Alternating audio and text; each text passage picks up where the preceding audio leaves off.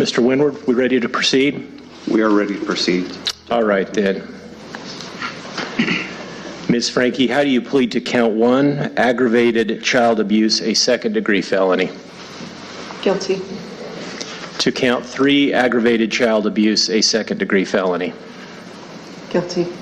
To count 5, aggravated child abuse, a second-degree felony?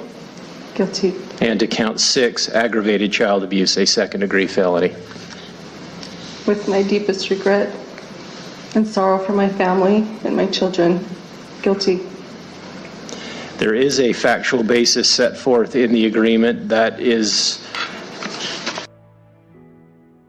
With respect to the waiver, Ms. Hildebrandt, we have had discussions. She fully understands the purpose of a preliminary hearing, what the burden of proof would be, and that she has the right to a preliminary hearing, but in conjunction with the entry of her plea today, we waive the preliminary hearing. And in fact, there is a provision in the written plea agreement that operates as a waiver of the preliminary hearing. All right.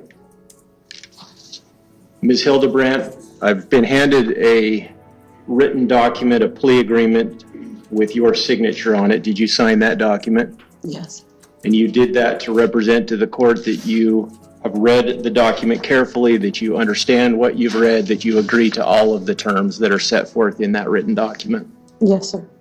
You've had sufficient time to ask Mr. Terry any questions that you have about the agreement or its potential effect? Yes. Is anyone pressuring you to enter into this agreement, or is anyone promising you anything that I haven't been told about or that is not in the written document? No. Are you under the influence of alcohol or drugs today? No.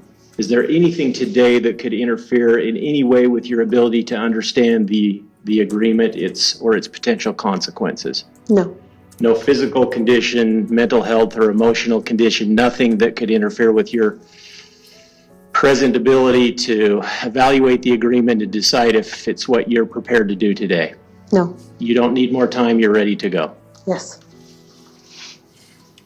Any further record, counsel? Your Honor, the agreement contains a factual basis. There are a few details in the factual basis that we are not in full agreement with. However, this is a guilty plea. It is not an Alford plea.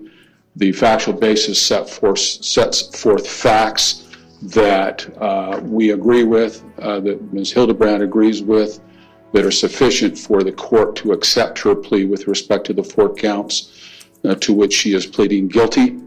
And so we ask the court to accept her plea agreement. And apart from what is in the written factual base in the plea agreement, you have, I'm assuming, reviewed voluminous discovery. You don't dispute whether there is an actual or an adequate factual basis? We do not. All right, then. Anything else before the court receives Ms. Hildebrandt's pleas? No, Your Honor. Nothing for the state, Your Honor. Then, Ms. Hildebrandt, how do you plead to count 1, aggravated child abuse, a second-degree felony? Guilty. And to count 3, aggravated child abuse, a second-degree felony? Guilty. To count 5, aggravated child abuse, a second-degree felony? Guilty.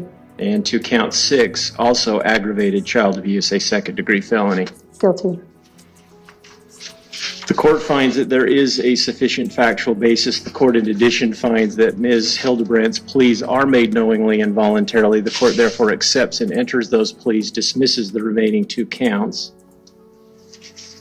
We are anticipating a PSI, although part of the plea agreement appears to be that Ms. Hildebrandt will not contest a prison sentence. Correct. Is that right? That is correct. But we are asking for a PSI. All right, then the court orders the preparation of a pre-sentence investigation report and sets sentencing at 10:30 a.m. on February 20th. Anything else for today, counsel? Nothing from us, Your Honor. Nothing from us, Your Honor. All right, thank you. We'll be in recess.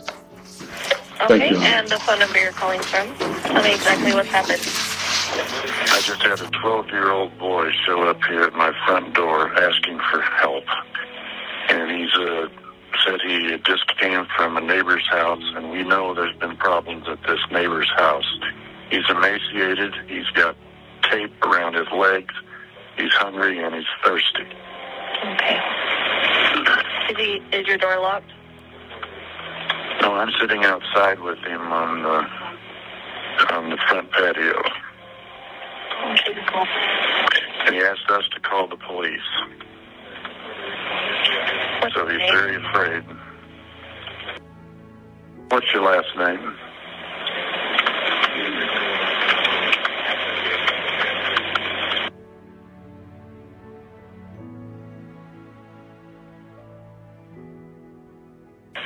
He's 12 years old. Yes. Okay, and can you ask him his date of birth? Can you tell me your birthday?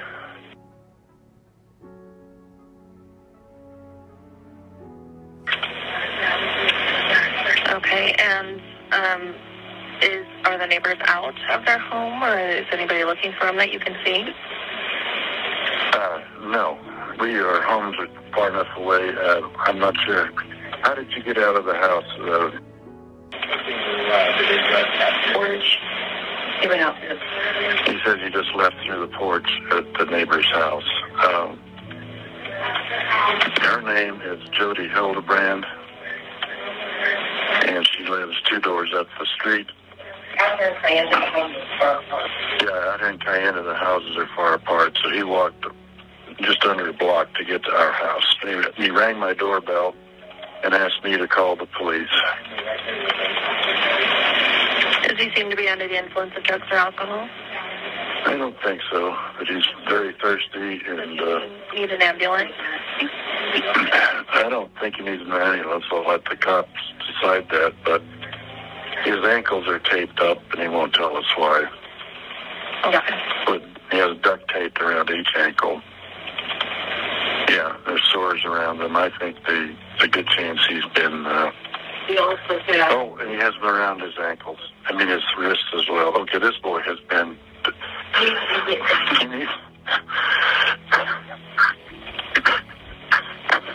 This kid has obviously been...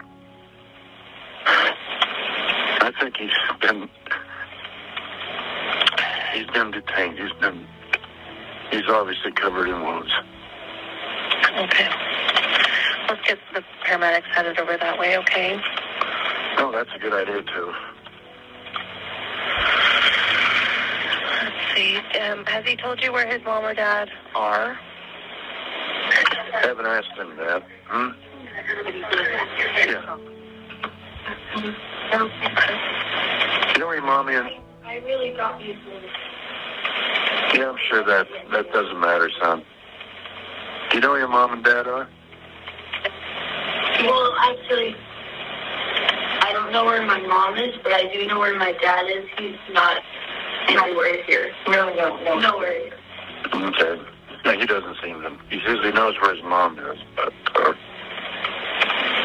He doesn't know where his dad is. That's correct. I do know where my dad is. Is his mom home? He doesn't live He just says he doesn't live around here. Okay.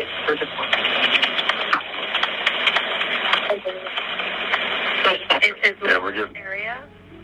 Is your mom around here? Have you seen her lately? He doesn't know where she is right now. Does he know his mom's name? What's your mom's name? Ruby Franke? Ruby Franke is his mom's name. Okay.